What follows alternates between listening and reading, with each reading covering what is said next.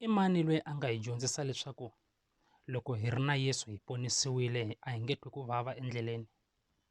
Hosi Yesu yena n'wini loko a twa ku vava endzhaku ka loko nkarhi wu tshinele wa ku i fanele a ya vambiwa, hi n'wi vona a ri karhi a rila mihloti a rhula eGetsemani a ku, tatana loko u swi rhandza xinwele lexi, hi ku ya hi mina xinwele lexi a xi ta hundza kambe a ku endleki ku rhandza ka wena.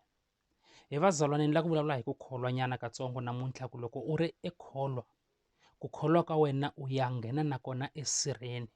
Mhakankulu a yi tshamanga emirini na ku xaniseka ka nyama, mhakankulu yi tshame emoyeni, ku Xikwembu u xi twa njhani ene Xikwembu u n'wi twisisa ku yini eku dzikeni na timfihlakalo ta yena.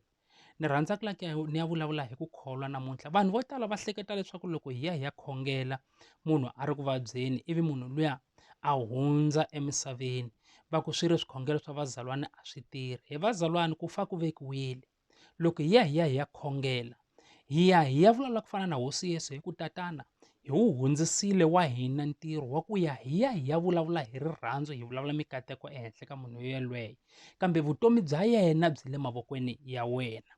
Hi ya khongela hi ya hundzisa leswi hi nga vitaneriwa swona.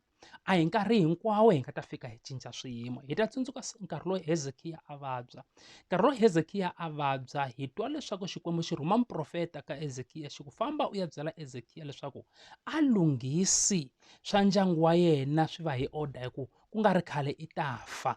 Ku fa ku vekiwile vazalwana, kambe mhakankulu hileswaku ku na vanhu va twaka onge mintirho ya Xikwembu a yi na matimba loko hi fika hi khongela ivi ku nga endleki leswi vo va lavaka swona. Van'wanyana va ya endzeni ka tikereke va ya khongela, va lava ku ya khongelerisiwa mintirho. Loko mintirho va tshamanyana va rindza va nga yi kumi, va twa onge Xikwembu a xi kona. Xikwembu xi tirha hi tindlela ta xona ta ka ti nga fani na vanhu, ene Xikwembu loko se xi lava ku katekisa wena a xi rhangi hi ku ya xi ya vutisa ku ni n'wi katekisa na. Ni xi rhandzela sweswo Xikwembu ku loko se season ya wena yi fikile xo ta Xikwembu xi fika xi ku tlakusa. Van'wani xi fika xi va tlakusa se va humile na le ku kholweni, va nga ha ri le ku khongeleni, va nga ha ri ku swi tshembeni, season yi fika Xikwembu xi va tlakusa. Hi vazalwana munhu wa fa hambiloko hi khongerile, munhu wa xaniseka a ri n'wana wa Xikwembu a famba a endzeni ka vhangeli. Leswi swi vekiwini i ti-principle leti nga kona, mara mhaka leyi ni nga ta ku tsundzuxa yona hi leyi, hileswaku loko hi ya khongela hi ya hetisisa leswi hi va ka hi rhumiwe swona, leswaku ku endleka yini endzhaku ka xikhongelo swi tivana na hosi. That is why nkarhi wun'wani vanhu van'wanyana loko va vabya loko hi khongela u kuma ku loko va nga hanyi a swi le mavokweni ya hina, swi le mavokweni ya lweyi a nga hi vitana ku yena i lava ku endlisa ku yini. Hi yona mhaka a hi nkarhi hinkwawo Xikwembu xi nga ta fika xi endla masingita loko hi ri ku chumayeleni kumbe hi ri ku khongeleni. A hi nkarhi hinkwawo Xikwembu xi nga ta fika xi hanyisa vanhu, a hi nkarhi hinkwawo Xikwembu xi nga ta fika xi dyondzisa. Kambe hina lexi hi xi khongelelaka masiku hinkwawo hi ri, hosi hi khomi hi xandla xa wena ku va ni loko hi fika emahlweni ka vanhu ku nga twali hina kambe ku twala wena, hi ya mbali Xikwembu. Ku na vanhu lava nga holova na Xikwembu va nga tinyikela vutomi bya vona eka Sathana va sayina. Hambiloko wena u n'wi vona u n'wi twela mbilu ku vava u fika u n'wi khongelela, u ta n'wi khongelela a ku nge cinci nchumu, ene u nga blame Xikwembu kumbe wena n'wini u ti blame u ku ni n'wi khongelerile why ku nga cincanga nchumu. Ku na vanhu lava nga holova na Xikwembu, hina hi ya endla leswi hi rhumiwaka swona, leswi moya wu hi rhumaka swona. Loko ku nga cinci nchumu a swi vuli ku a hi khongelanga kahle. Ku na vanhu lava nga holova na Xikwembu hi vazalwana, vanhu va ku vo ti hlawulela hi voxe va ha ri emisaveni, va ku ni nga mani ni ze ni ya ni ya fa, loyi ni nge n'wi rivaleli a ti khensa hi yexe hambiloko hi ya khongela.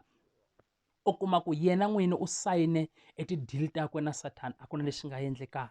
So vazalwana Xikwembu xi kona xa hanya, xi lava vanhu lava nga ta yima va xi yingisa hi minkarhi hinkwayo. Xikwembu a xi hi endli kahle.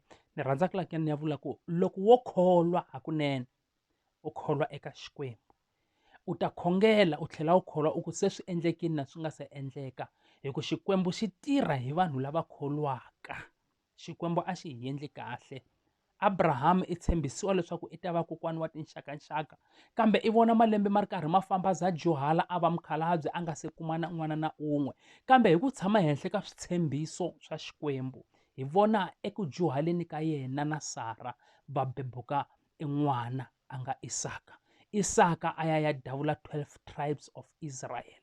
Namuntlha misava yi tele hikokwalaho ka xitshembiso xa Abrahama a nga tshembisiwa hi Xikwembu. Xikwembu a xi endli kahle na le ka madyambu ya siku. Ni mi rhandza hi rirhandzu ra Xikwembu. Ha Kreste Yesu wa Nazareta, amen.